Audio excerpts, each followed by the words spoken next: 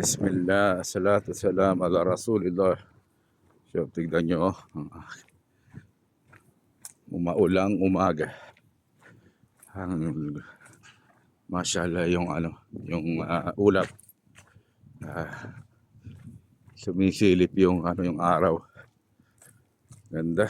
Nandito tayo ngayon sa Nasim. So malayo pa yung aking lalakarin. Doon pa yung sa amin. At doon pa yung aking lalakarin.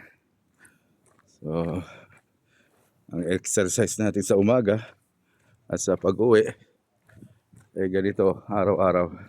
Pero pag ako ay nandun sa paaralan, ay may mga brothers tayo na naghahatid sa atin. Tayo.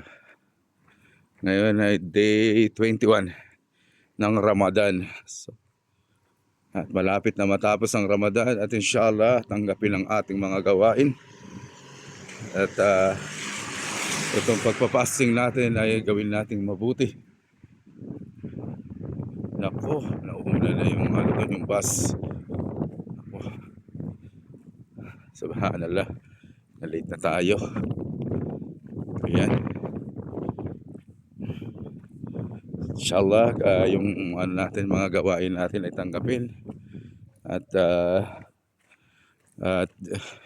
gawin nating mainam ang ating yung mga gawain natin ay gawin natin ang lahat ng ating mga makakaya sapagkat ang buwan ng Ramadan ay napaka mabiyaya.